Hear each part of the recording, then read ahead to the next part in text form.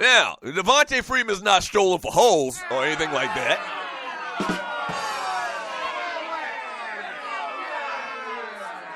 Devontae Freeman's not strolling for holes or anything like that, but I mean distractions. This is viewed as and seen as a distraction. They already got kind of like, a quasi-distraction in this whole thing with Kyle Shanahan, talking to the San Francisco, every other day or whatever, meeting with the 49ers officials about their head coaching job. And you're listening to the Doug Stewart Show. But this is kind of another thing.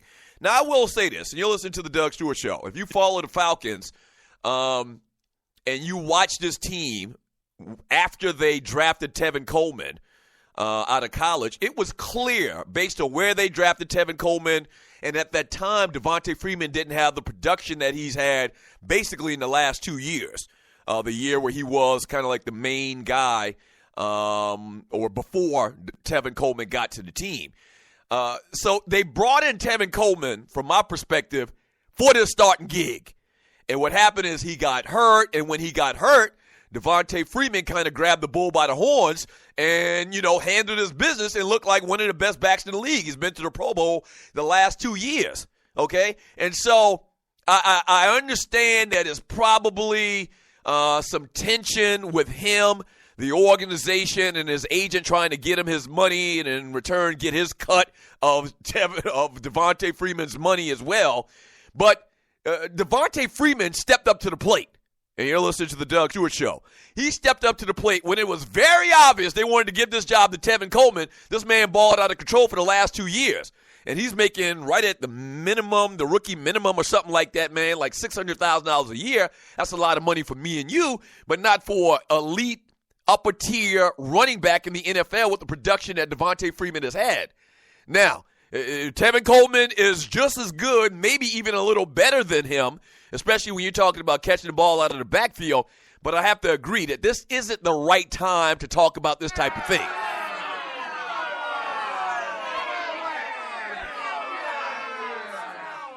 Yeah, it's sitting the time to talk about this type of thing. My man Sluggo in the chat room says Tevin Coleman won the starting gig out of training camp last year before getting injured. And that's right. Like once again, from the very beginning, you could tell they drafted Tevin Coleman. Devontae was in. I don't think the Falcons staff right now, no, they couldn't have. They didn't draft him. And so Devontae had, under Mike Smith, a couple of years, maybe even 1 year of decent football, but not to the level in which he's played over the last 2 years. So the new regime, Dan Quinn, and the team wanted this job to go to Tevin Coleman, but Devontae Freeman didn't see it that way, and he has balled out of control this last couple of years. And playing running back, man, I can tell you this: the whole thing about him wanting carries, I used to hate, coming out of the game or for a play or two or whatever, man, because as a running back, you kind of want to get the feel of the defense. And as you progress from first quarter to second quarter to third quarter to fourth quarter, usually running backs get better because they kind of see the tendencies of the defense. They know where they can go, where they can't go. They know that they have to, make a sharp cut on this guy, and they read defenses better. And so I'm sure it's very frustrating for Devontae Freeman to know, and you're listening to the Doug Stewart Show, for Devontae Freeman to know that these cats really didn't want me. And even though I proved my worth, they still are slow to pay me my god-darn money.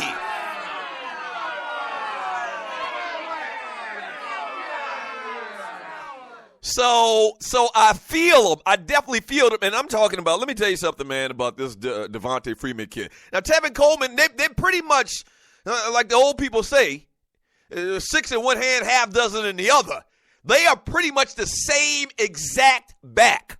They are. They both run downhill. They both got great speed. Tevin slightly, I think, is a better receiver out of the backfield. That being said, man, Devontae Freeman proved it on the field. And, yeah, it was bad luck for Tevin Coleman to get injured and for Devontae Freeman to have that opportunity that he did, but he turned it into 2 Pro Bowl performances. That's it. That's all I'm saying. So Pay this man his money. I think that the timing is a little bit off. They could have just waited, I don't know, until Monday. Damn. Right.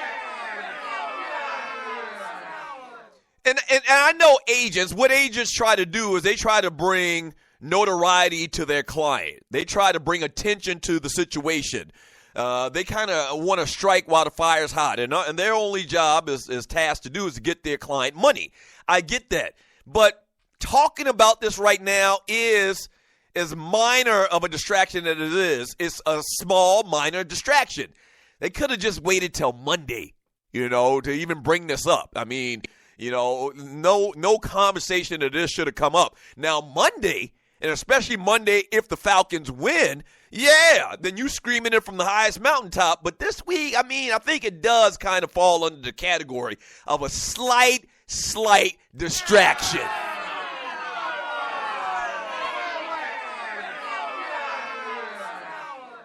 Yeah, I think it does fall under the category of a slight distraction. What are your thoughts on that, man? 404-382-0338. You can also email me at doug@thedougstewartshow.com. I loved Devontae Freeman coming out of college, out of Florida State.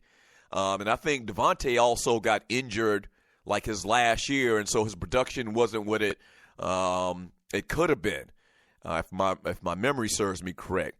Got into the NFL, man. And just balled out of control when given the opportunity over the last couple of years.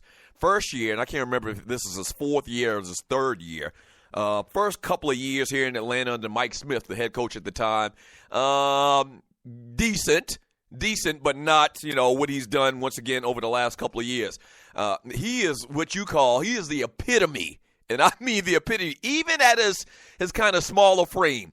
He is the epitome. And he only played 1 year under Mike Smith, so he came out in 2014.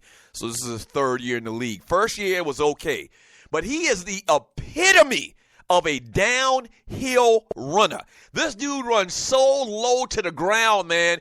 Great elusiveness. Has a great second gear, man. A fantastic running back in relative terms in how they play the game today. Now, he's not one of those cats that lines up behind a fullback and they pound the ball with isolation plays right up the middle all day long. I mean, he's kind of like this new jack running back where these teams are running these spread offenses and they run 3-4 wide receivers. He can block. He can also run the ball between the tackles. He can run outside. And he's a good receiver out of the backfield as well. So very solid. If you look at the top running backs in the NFL, man, I would say Devontae Freeman is probably top 5 or 6. I'd have to look at a list of running backs in the league right now, and maybe we can do that. But, I mean, pay the man his money. You just should have waited till the end of the week, till Monday at least. What are your thoughts? Good Lord, T-Dub. Praise his holy name. T-Dub with his profile pic, man. Let me take a look at Griff's. Griff, praise his holy name. Thank you. That ninja. Ooh, that's nice. Nice, greasy and oiled up. Thank you very much, sir. Thank you for all of your profile pics. Change your profile pics today, Stewies, in the chat room to beautiful women, but keep it classy.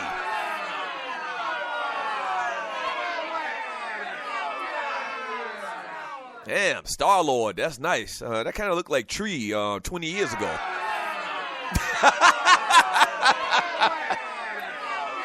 No, it does. Why y'all booing? It does. It looks like Tree. This picture Star-Lord got looks like Tree maybe 10, 15 years ago.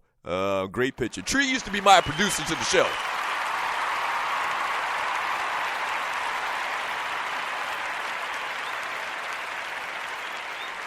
The 47th problem in the chat room with Spreaker.com about this Devontae Freeman contract thing. Freeman and his agent had to strike now because by Monday they could have lost the Super Bowl and he may have had a bad game, God forbid, and his leverage would be gone.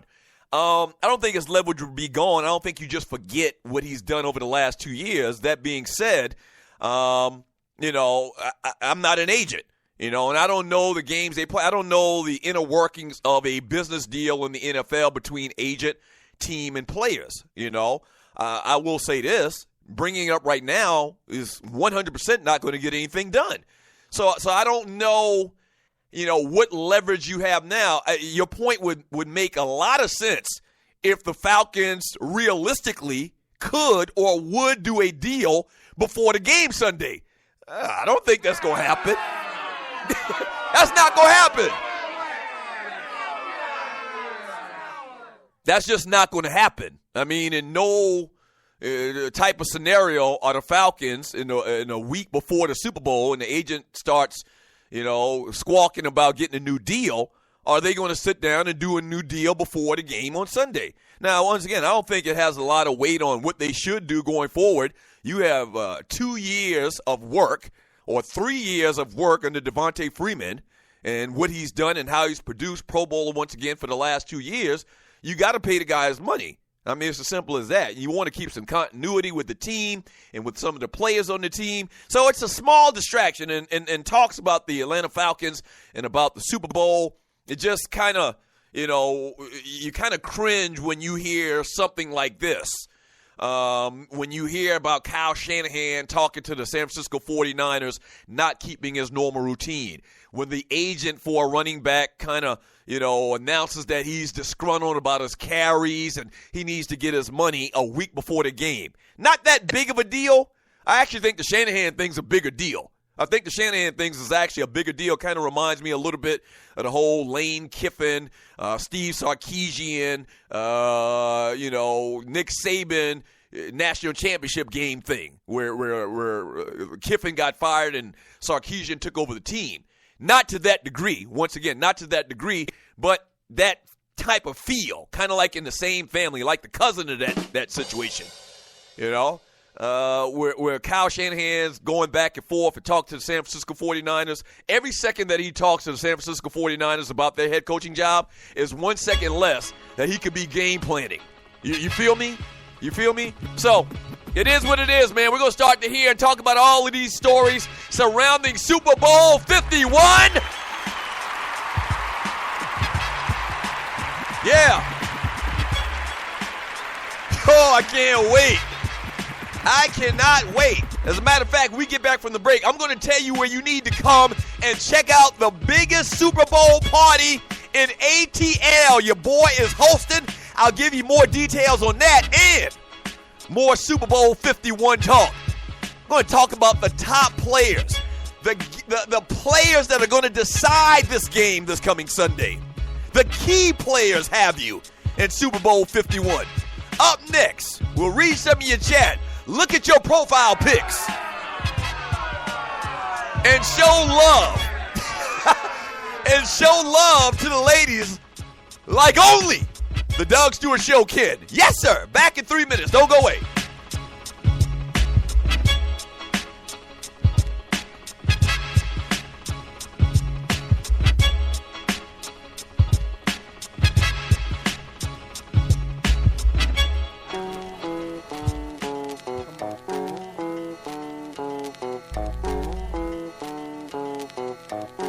Do I need to say anymore? Bet. Yup.